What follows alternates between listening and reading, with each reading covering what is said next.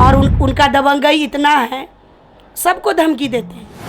इतना परेशान हमको कर रहा है कि वो चाहता है कि हम चुनाव नहीं लड़े। डरना पिंकी को नहीं, डरना मुखिया को नहीं, डरना जनप्रतिनिधि को नहीं। विकास का काम अवरुद्ध पैदा करता है, उनको डरना चाहिए।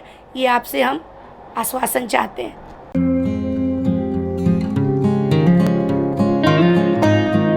नमस्कार दोस्तों, स्वागत है आपका हिंद आवाज़ में और मैं हूं विकास। निकाय चुनाव होने वाला है, इसकी सरगर्मी भी तेज़ हो गई है, प्रचार शुरू हो चुका है। इसके साथ ही जो राजनीति में होता आता है, आरोप प्रत्यारोप का भी दौर शुरू हो चुका है। लेकिन इसी आरोप प्रत्यारोप में एक ऐसा मामला सामने आया है जिसमें ये आंसू वार्ड पार्षद के हैं, और ये आरोप प्रत्यारोप के दौर में ही अब होने लगा कि जान से मारने की उनकी धमकी मिलने लगी। क्यों? तो वो इस चुनाव में अपने को ना रखा करें। तो हम इन सब मामलों को लेकर पहुंचे हैं वार्ड नंबर 21 के पार्षद पिंकी जी के पास और जानते हैं कि पूरा मामला क्या है। तो पहले मैम का स्वागत करते हैं हम अपने चैनल पे। स्वागत है मैम आपका। धन्यवाद, आप लोग का भी स्वागत है। मैम, क्या ऐसा हुआ कि आज आपको आंसू आने लगे हैं आँखों में? ये सवाल तो आंसू का नहीं पूछना चाहिए, क्योंकि अगर आंसू का पूछ ही दिए हैं तो बता दें कि हम एक वार्ड पार्षद के पहले एक महिला है और क्षेत्र की तरह तरह की समस्या को लेकर जब हमारी जनता हमको फ़ोन करती है और इच्छा शक्ति होती है करने की, तो संबंधित पदाधिकारी को जब ये समस्या बताई जाती है तो वहाँ कोई सुनवाई नहीं होती है।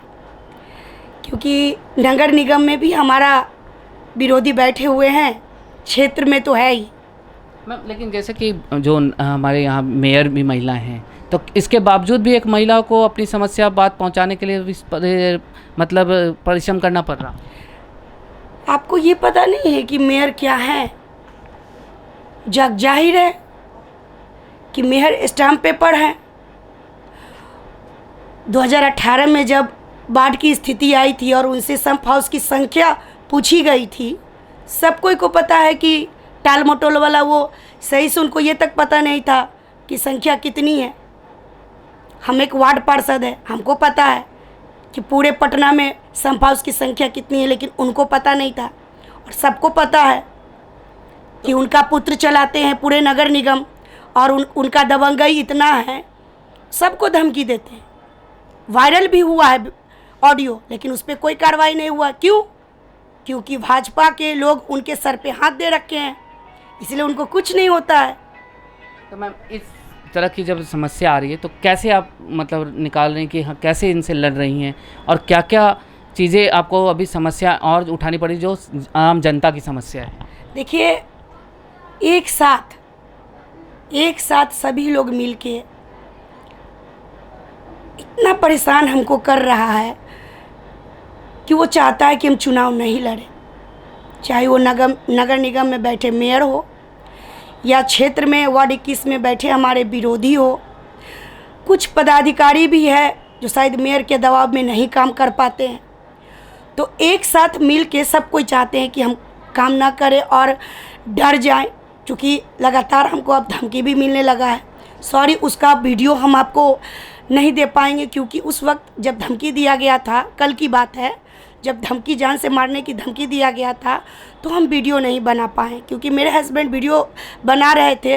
तो हम पे जैसे ही आके जानलेवा हमला करने लगा तो मेरे हस्बैंड रोक दिए, जिसमें वीडियो नहीं बन पाया। और रही बात कि काम हम कैसे करते हैं, हम एक ऐसा जनता कहता है कि बोल्ड महिला है और अपने जनता की काम को, अपने क्षेत्र के काम को अपने घर की काम की तरह करते हैं और संबंधित पदाधिकारी से नियमानुसार उनसे सवाल करते हैं कि काम होना चाहिए, नहीं आप हमको लिखित में दे दें। तो मेरी डर से आज तक वार्ड 21 में काम हुआ है। भरसक प्रयास रहता है मेयर का कि काम नहीं होना चाहिए। क्यों भाई? क्योंकि उनके सपोर्ट में हम नहीं रहते हैं। उनका बेटा हमेशा दबाव बनाता है कि गलत फैसला लीजिए, जो पटना वासी के हित में नहीं होता है, निगम के हित में नहीं होता है। जिस पे हम दो साल, आपको याद होगा कि हम स्थायी समिति के मेंबर भी रह चुके हैं। इतना दबाव देने लगा कि हम उससे रिजाइन भी दे दिए। अब क्या हो रहा है, चूँकि वो बदला खुद से अब नहीं ले पा रहा है, तो अब हमारा जो प्रतिद्वंदी है, विरोधी, उसको मिला लिया है। तो ये प्रतिद्वंदी कौन है और जो धमकी दे रहे हैं उसमें क्या मेयर के लड़के की तरफ से हो रहा है या कोई और भी है? हम तो पहले भी बुलाए कि सब, पहले भी हम बता रहे हैं कि सबके मिली भगत से हो रहा है। इसमें मेयर के पुत्र या मेयर तो हैं ही, लेकिन चूँकि वो डायरेक्ट नहीं आ रहा, कुछ समय पहले वो अश्लील हरकत किया था, इसीलिए उस पर हम FIR किए हैं, तो खुद से तो कर नहीं सकता है, तो अब माध्यम बनाया है रोहित राज रणधीर और श्वेता रंजन, जो मेरा प्रतिद्वंदी है, मेरे विरोध में चुनाव लड़े थे, जो हार चुके हैं। और आपको बता दें कि जिस वक्त से चुनाव हारे हैं, पिछले बार भी हमको धमकी दे चुके थे। जब मेरा काउंटिंग था, काउंटिंग के एक दिन पहले रात में हमको धमकी मिला कि जिस दिन तुम जाओगी तो तुमको माला पहन के, जीत का माला पहन के तुमको निकलने नहीं देंगे, जिसके कारण मेरे जो लोग थे वो हमको पूरा घेर के लाए। और उसके बाद से मेरे पति पे जानलेवा हमला भी हुआ, मेरे ऊपर झूठा FIR भी किया गया उसके द्वारा। आपका कोतवाली में भी दर्जनों उसका केस है, आमजने भी उनके ऊपर केस किए हुए हैं, और SK पुरी में भी केस है, वो मर्डर भी कर चुका है। और वो सामने नहीं आके कुछ लोग को, गुंडा प्रवृत्ति के जो लोग हैं उनको पाल रखे हैं, वो जो स्थानीय लोग हैं, मोहल्ले के लोग हैं, कमला नेहरू नगर का लोग है। जैसे कल हमको सुनील पासवान, उसके साथ शिव और बिक्की, तीनों था, तीनों दोनों तो आपत्तिजनक बातें कहा और ये जान से मारने का धमकी दिया सुनील पासवान। तो इस मामले को लेकर आप थाने गई? थाने हम गए, क्योंकि देखिए मैं अपने बचाव के लिए हम थाना को पहले फ़ोन किए, थाना आई भी, और थाना ने ही कहा कि ये बहुत ज़्यादा बहस कर रहा है। वीडियो भी वायरल, हम दे देंगे आपको वीडियो, जो बहस हमसे कर रहा था। आप थाना पे जाएं, लिखित पे आएँ, तभी इस पर कुछ होगा, ये बहुत ज़्यादा आपको बोल रहा है। हम थाना गए, थाना महोदय जो प्रभारी जी हैं, थाना प्रभारी, तो उनके द्वारा उनको डांटा भी गया कि आइंदा किसी तरह की कोई बात नहीं होना चाहिए, और उनसे बॉन्ड भी लिखाया गया। लेकिन हम इससे बस इतना से हम संतुष्ट नहीं हैं, क्योंकि वो जान से मारने जैसा धमकी, और आए दिन आप देख रहे होंगे कि जो सुरक्षाकर्मी के बीच में रहते हैं उन तक भी पहुंच जाता है जान मारने के लिए, और मारे भी। अभी हाल की घटना देखिए, जदयू नेता मारे गए हैं। मेरा तो कोई बॉडीगार्ड भी नहीं है, घरेलू महिला से निकल के आज सामाजिक काम कर रहे हैं। 10 साल से समाज के बीच में हम काम कर रहे हैं, और समाज में अब चले जाइए कि मेरा काम कैसा हुआ आपको नज़र आ जाएगा।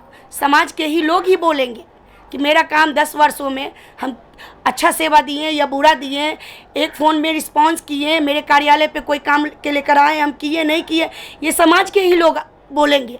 क्योंकि हमारे विरोधी जानते हैं कि चुनाव वो जीतेंगे नहीं। शराब बेच के वो किसी तरह कुछ लोगों को पूर्ति तो कर देते हैं, और उसको ये बात पता है कि चुनाव हम जीतेंगे नहीं, इसीलिए हमको धमकी दिलवा रहा और दे भी रहा कि तुम चुनाव नहीं लड़ो, नहीं तो जान से हाथ धो बैठो। मैम, कुछ ऐसी भी चीज़ें सामने है कि अब आपके काम में भी रुकावट, अगर आप कुछ फैसला ले रही हैं तो ऐसे रुकावट भी आ रही, क्या ऐसा है? हाँ बिल्कुल बिल्कुल।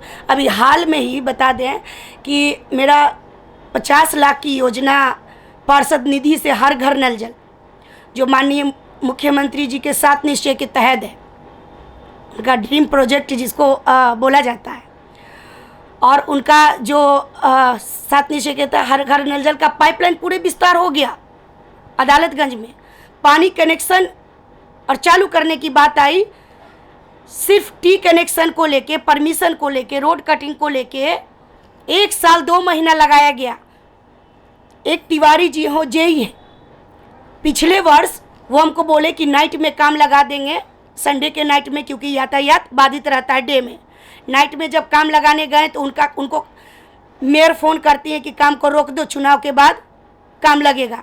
वो खुद बोले हैं मौखिक लिखित नहीं दे पाएंगे, ना मीडिया के सामने बोलेंगे, ना अधिकारी के सामने, क्योंकि उनका नौकरी है। और वो काम को रोकते रोकते जब हम उस पर दौड़े लगे तो उसका परमिशन भी हम ले लिए, काम जब 3 दिन पहले लगता है रोड कटिंग का, तो मेरा वहीं पे विरोधी क्या कहता है, कुछ लोगों से, सोनी नाम का एक लड़का है, उससे बाजी लगाता है कि 2000 का बाजी लगाओ, काम हम रोक देंगे, कल से देखना लेबर नहीं आया।